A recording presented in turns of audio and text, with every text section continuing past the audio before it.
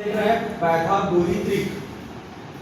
पाइथागोरीय त्रिक, पाइथागोरी मतलब होता है पाइथागोरस एक वैज्ञानिक है ना, जिसने पाइथागोरस का सिद्धांत दिया और उसी ने पाइथागोरी त्रिक, त्रिक मतलब होता है, त्रिक मतलब क्या बताया था मैं अभी तुम लोग को, मैं तिगड़ी, त्रिक मतलब तिगड़ी, तिगड़ी मतलब तीन संख्या, तीन संख्या जैसे कि हमारे बुक में है 3 4 5 तिगड़ी, ये तिगड़ी हो गया।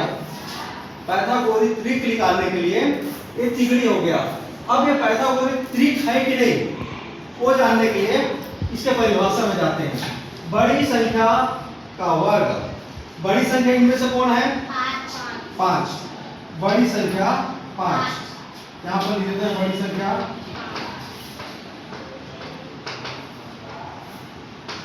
बड़ी संख्या 5 है।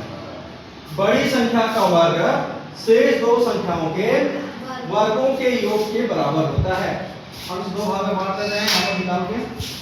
तो बड़ी संख्या 5 है, 5 का वर्ग, बड़ी संख्या का वर्ग मतलब 5 का वर्ग, 5 गुणित 5, 5 गुणित 5 कितना होता है? 25। ठीक है, 5 गुणित 5 कितना होता है? 25, है ना। इसको समीकरण नंबर 1 दे देते हैं, एक हो गया। पाइथागोरी त्रिक में हमने बड़ी संख्या का वर्ग, बड़ी संख्या इनमें से 5 है, उसका हमने वर्ग कर दिया। ध्यान करो, देखो इधर। अब दूसरी संख्या है अन्य दो संख्याओं के वर्गों के योग के बराबर होता है। ये अन्य दो संख्या 3 और 4 है, 3 का वर्ग कर देते हैं, 3 का वर्ग कर देते हैं और 4 का वर्ग कर देते हैं और दोनों को जोड़ देते हैं। ठीक है, 3 का वर्ग करेंगे तो 3 3 9, 3 का है ना, 3 से गुणा करेंगे कितना मिलेगा? 3 3 9 प्लस 4 का 4 से गुणा करेंगे कितना मिलेगा? 16। ठीक है, अब 16 और 9 को जोड़ देते हैं, कितना मिला? 16 और 9 25, 25। ये समीकरण नंबर 2। अब समीकरण नंबर 1 और 2 दोनों बराबर है क्या? हाँ,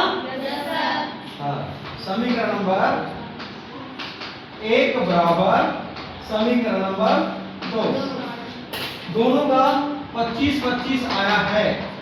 तो ये जो त्रिक हमने जो दिया वो पाइथागोरिक त्रिक है।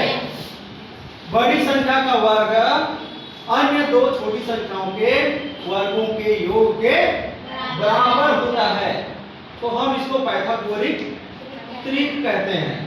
तो ये जो मैंने त्रिक तिगड़ी जो तुमको दिखाया, ये पाइथागोरिक त्रिक है कि नहीं? है। पाइथागोरिक नाम लिख देंगे हम, पाइथागोरी